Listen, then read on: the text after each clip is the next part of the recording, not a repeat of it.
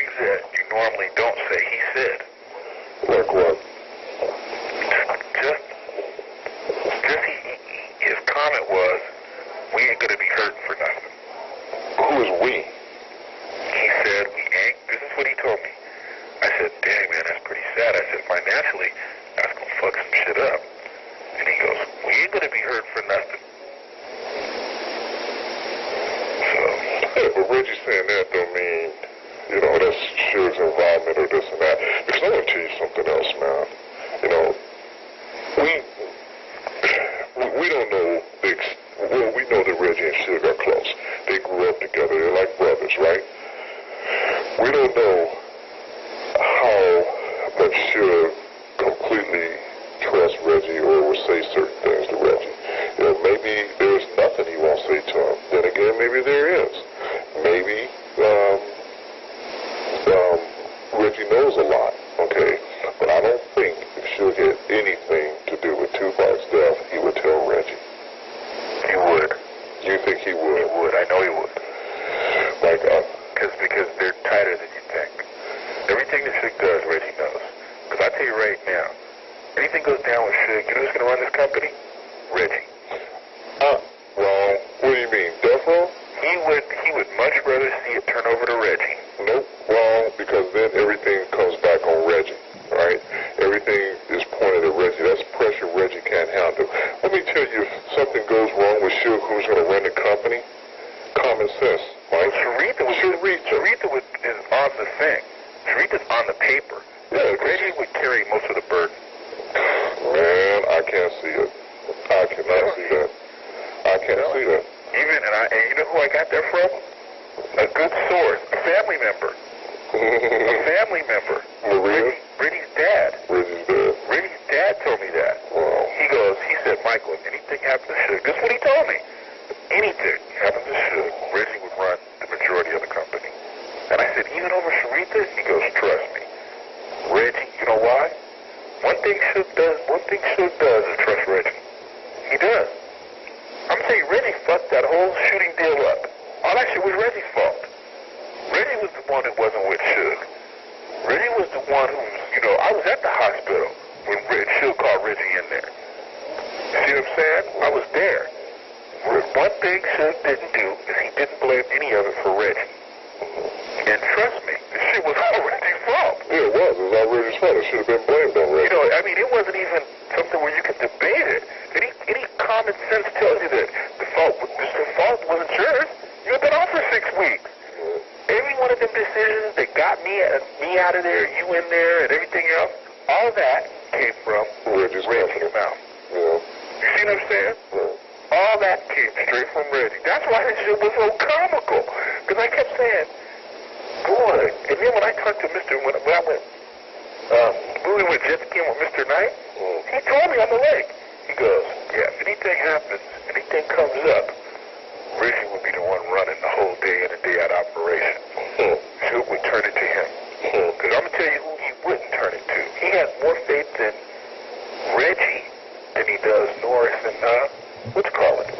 Death Row people. Death Row people. He would turn it over to Reggie and say, everything that Suge would get, he would call Reggie, and then Reggie would put it into play. Well, Mike, you really think that it was a setup? I got to ask that question. Do you, in your heart, think it was a setup?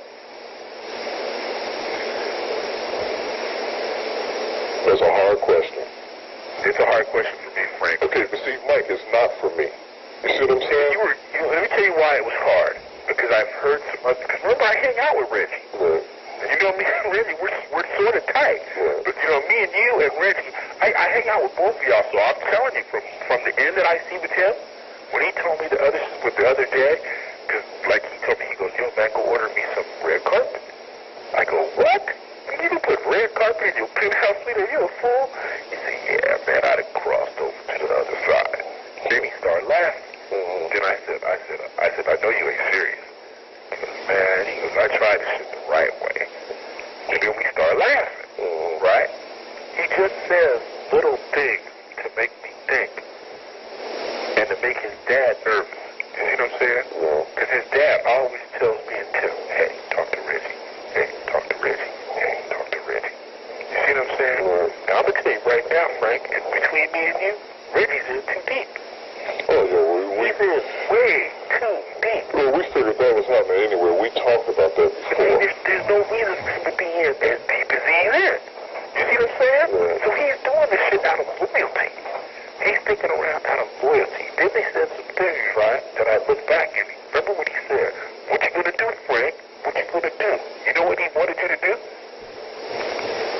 Do you really want to know? Yeah.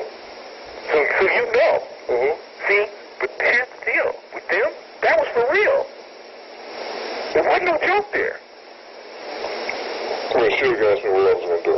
Yeah, what he said, what you gonna do, Frank? What you gonna do? Do you know what he meant? No. You don't? No, I don't. Obviously, I don't. What did he mean? He wanted you to take someone out. Like, Okay, Frank. See, I was just telling you. I had to go back and ask Reggie what it meant. did you ask him? I sure did. Really? I sure did. And he said what? He said that you should be disappearing. What do you think? See? Like who? Now, that's what I'm saying. But see, evidently, they know who it was. You see what I'm saying? That's what I was getting. Frank, Yeah. maybe say that over and over and over. Yeah. What you gonna do, Frank? What you gonna do? My homeboy is gone. I had to go back and ask Reggie. Well, see, you remember that too. Yeah, I remembered a complete conversation. There's a reason why I remembered it. Because the first thought that came to mind, they want you to take some action. You didn't feel that? Mike, I probably didn't even think about it. You know what I'm saying? So I went back and asked Reggie straight up to his face.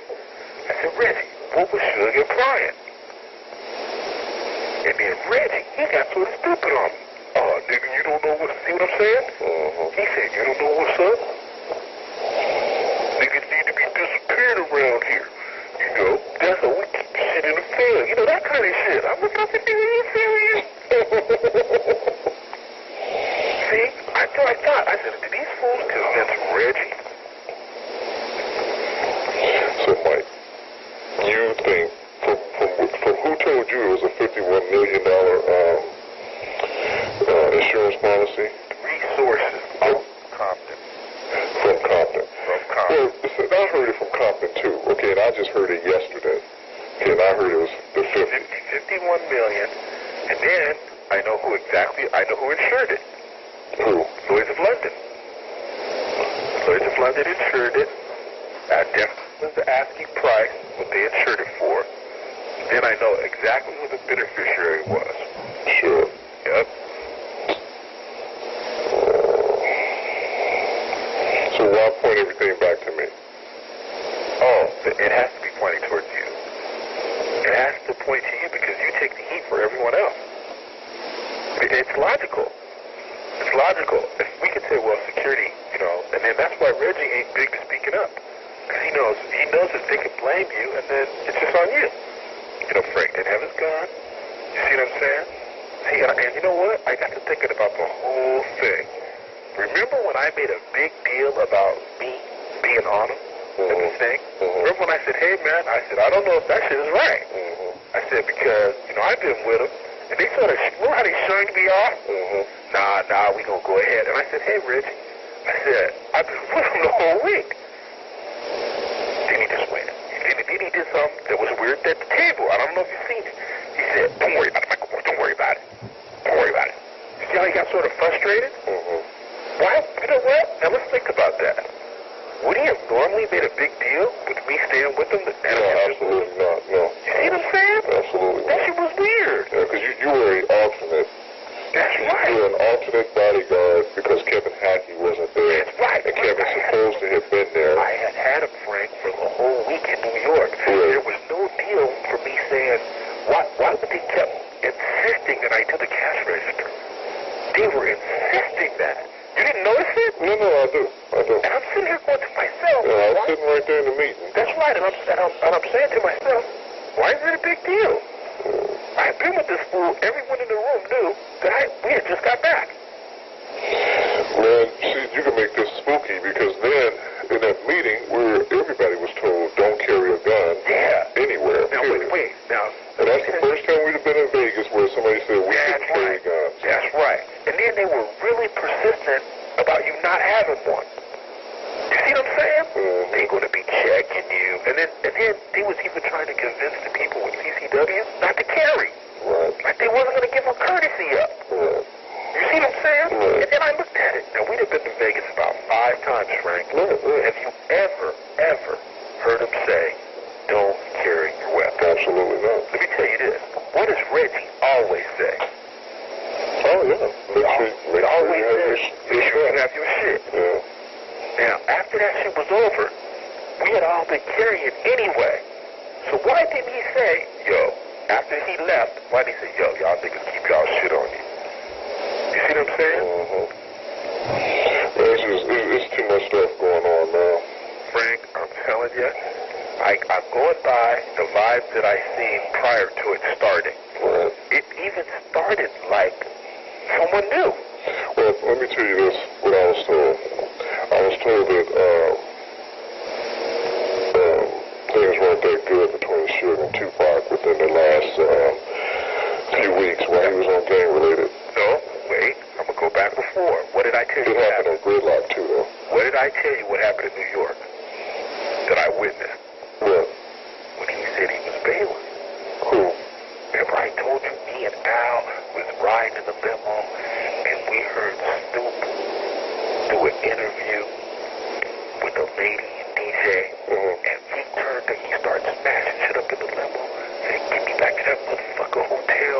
This shit is bullshit. I ain't got no motherfucker. I ain't got my back. Fuck this, fuck that. Oh, your pop? Remember I told you that we walked him all the way upstairs with Suge. The Suge sleep. Then we walked him down and we was there. We heard the shit. He was like, man, I'm getting the fuck out of here. You motherfuckers can have this shit. Motherfuckers see you back at a motherfucker. I'm out. Well, you know what he told me? Remember that when we were walking down the street and I put my arm around He him? was depressed. You remember when I put my arm around him? Yeah. And I was talking to him? And then we went to the MGM by ourselves to go to the fight. Right. And we were sitting around waiting. He goes, Frank, I didn't want to come here no way. Yeah. He was, you know what? He was depressed, wasn't he? Yeah. Go back to his train of thought. Yeah, he said to me he didn't want to be there no way. Well, get this. I was told that while he was on gang-related, that last week, he was upset about going to Las Vegas.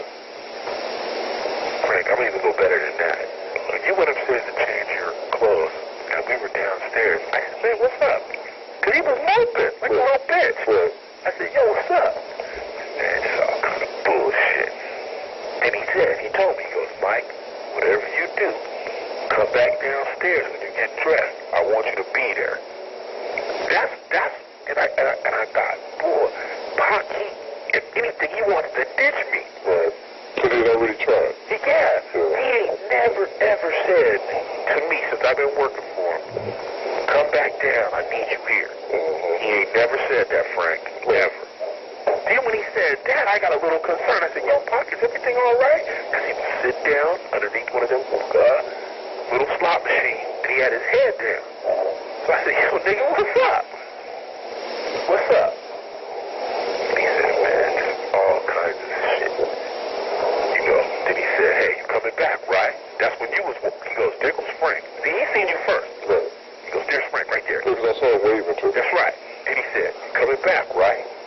That's the last thing he said to me. I said, yeah, you know I'm coming back, man. The last thing he said to you. Yeah. Sure was. That's right. Sure was. See, now I'm looking at that, and then I'm looking at all the shit prior. Right. Now, I'm going to tell you another person who I did a little research on. You know that attorney? The one that was out there? Yeah. We were told he was an attorney, right? Right. He had a card saying he was an attorney. Right. I have his card. Somebody said he wasn't. Somebody said, now, Frank, I'm going to be honest, and hear me out, and this is going to make you open your eyes.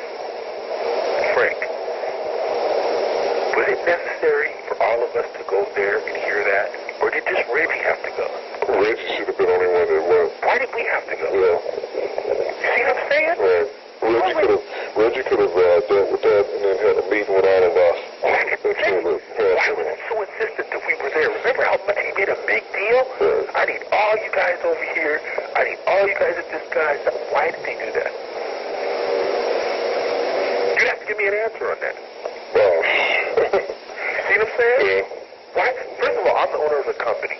We're getting the licenses and working. Isn't that business end of it? Isn't that something that's between the manager of the company and the person getting the licenses? That's right. Would you never hold a meeting? Why Well, would not you? with all of the employees. Not with all the employees there. Yeah. And then insist that we get there. Remember how he went off? Reggie went off when he thought motherfuckers weren't making it? Right. You see how mad he had got? And then, look at the message. Really? Did he say anything in that whole meeting, or did he just talk about not carrying a weapon? That's all we talked about, basically. What else did he say, Frank? Yeah. It was hard for me to even remember anything else he said. Yeah. I don't remember a whole lot he said either. He made it a point to make sure about the weapons. He made it a point. Yeah. He made it a point that none of us had any weapons. Right. Then they even asked me personally, because they know I usually carry mine even like I'm hard-headed. They asked me individually, because he asked me, he goes, Mike, you're not carrying a weapon, are you? This was when you got to the club? No. This was At the meeting? at the meeting. Oh. Because he goes, so somebody had told him that I was with Pac the whole time. And he goes, you're not carrying a weapon up here, are you, Mike? And I go, yeah. He goes, Mike, we can't have you carrying a weapon. See? Why was he so, why did he go to that meeting? Who was that guy? You see what I'm saying? Now, I looked on the door, and you know how on the doors it has listed the people that work in that Yeah, building? his name wasn't on it. His name ain't on Yeah, there. I looked too. His name ain't on there, and I always do that. I looked too. Especially after he handed me a card. That's right. I made it a point, Frank. Because he didn't even know where his cards were. No. And that's supposed to have been his office. That was his office, and he was lost. Yeah. He didn't even know where the pins were at. Right. I caught all that. You know, and I'm sitting here and I'm going, okay, we got some problems. But I didn't say nothing. But then, when Reggie made a big deal about me and you doing the switch, I knew something was wrong. I knew something was wrong. And remember I told you, I said, that sure was weird. Ask Tim Williams. I told Tim something was going to happen. They all laughed at me. I said, Tim, something's going to happen. This was after we left the meeting? No, it was after I left you and Pac. Oh, okay. Because I went back to my room, remember? Remember when I told you that me and Tim stopped in front of the MGM Grand? Why would I have done that, Frank? Why would I have stopped Tim's truck? I stopped and I said, Tim, I should get out. And Tim goes, man, you know they going to trip on you. I said, Tim, I should get out. Me and Tim were arguing in front of the MGM Grand while the fight was going on. The reason we were arguing, because I kept saying I should get out. You see what I'm saying? And then he was saying, well, if you get out, all you're going to do is get out pissed off if I show up late without you. You know what Al said? He said, get to the hotel wherever he... Get this. We weren't late yet, Frank. We were supposed to be there at 8 o'clock. At 7:30, they were calling my room looking for me. They were looking for me. Wow. You see what I'm saying? It was an hour before the fight. An hour. They were like, where's Michael Moore? Where's Michael Moore? Where's Michael Moore? But there's a reason. And you know the reason they were looking for me, Frank? Guess who would have had a gun? You? Me. And they knew it. So, you know, I'm not going to answer that question if it's a setup. But you know, I'm looking at the whole picture. The whole picture is definitely on the weird side. It's weird. It is weird. Tupac was depressed. He didn't want to be there. He told me in Vegas that he didn't want to, in New York that he didn't want to come. Yeah. Well, he told Kevin that, and he told me that while we were there, too, when we were sitting around waiting. Okay, go ahead. Yeah. So, you know, you're asking me, I'm telling you, some things happened that never happened before. That thing was so persistent, and it was only a meeting about carrying your weapon. I can't even remember, Frank, if he said anything else but we're working on you guys getting cards, don't carry your weapon. Working on you guys getting your cards, whatever you do, they're going to be cracking down. They're going to be checking everything. They're going to be coming in there doing this. Everything was negative to scare you. Then we get a card from this guy, who's this is supposed to be his office we're in. Now, here's another thing. Did you notice the pictures? Yeah. They weren't him, Frank. They weren't him.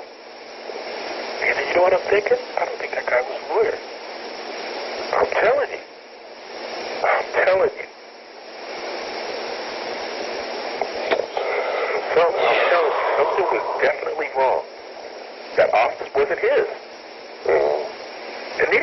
something about it. Remember? He said, sometimes we work in each other's office or something to that. Remember? Mm-hmm. Why would he say that? It's a lot of unanswered questions. You see what I'm saying? Yeah. I'm telling you, Frank, something is not right. I'm telling you. It just didn't add up. It didn't add up. Reggie was so weird. I'm going to tell you another thing. Let's look at Reggie's thing. Why would Reggie, he's never, ever went to that club and started to, why was Reggie and Larry there? Why was Reggie and Al there? Well, he turns it over to Al every time. He turns it over to you. Right. He turns it over to Marcus the time before that. He was never there. And he was never there. Why was he so insistent on being there? And I asked him. When I first got to the club, I said, Reggie, why are you here? Aren't you going to shoot? No, I got to take care of some things at the club. And guess what? What did he do different? Nothing. Nothing at all. He did nothing. He just was there. He was just there. So I'm telling you, some shit didn't add up. It didn't add up for me. I'm not convinced. By any means am I convinced. You know, the shit looks a little crazy. You know, when you look at the whole picture, why they were so insistent. Why are we in an office? This guy's name's not even on the door. This guy's giving us a card saying he's this, but we're at an office where we shouldn't even been. We've never did that. We showed up to this guy, and we had no idea what we were doing there. And he didn't even make sense when we got there. Reggie can normally tell us that. Reggie normally tells us, hey, you know, they're going to be sweating you. You know, don't come in when you first come in, but then whenever the heat goes down, get your shit. Reggie told us that. He had a point to have someone else be there to do it. You see what I'm saying? You don't think something's a little strange about that? See, to me, the questions aren't answered. They're not answered. Reggie never goes to that club. Never. Then all he kept doing. Well, what I didn't understand is how come Reggie is Suge's bodyguard and he wasn't with Suge? No, here's something funnier. When Suge called for him, yeah, he knew how to get a hold of Reggie. he didn't even ask me where was Reg. That's right. That's right. Why didn't he ask for Reggie? First of all, before he even went to that fight, he would have said, yo, where Reg is. Yep. Now, let me tell you this. Have you ever seen Reggie without him? Nope. He ain't without him now. That's right. You see what I'm saying? You see what I'm saying? All the times we go somewhere, who's on deck and shoot? Reggie. Have you ever seen him where he wasn't with us? Oh, yeah, I feel you. I feel you. You see what I'm saying? Yeah. You asking me questions like, and then I'm listening to one end of what he's saying, and one end of what you're saying, and I ain't buying off on that. That's why I won't answer that question about his Eric experience. Really none of my business, but I'm going to tell you there was some shit happening that was weird. You know what I'm saying?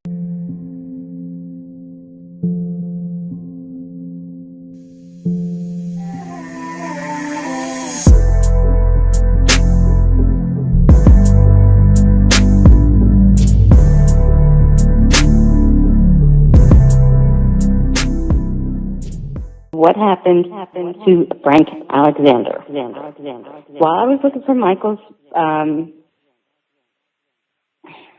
okay, let me answer that question right quick. What did Debbie tell you happened to Frank Alexander? That he was shot in the head. That he was shot in the head? Yep. Not that he shot himself in the head? That is correct. So she said he was shot in the head, not that he shot himself. But you have to understand, this woman's coming to me and talking to me in No, but denial. answer the question, how did she say it? That he was shot in the head? Yes, or that that's how she said it. That don't make sense. But anyway. Well, a lot of things don't make sense. I was told that Frank was shot in the back of the head. That's why it's a cold case. It's not closed.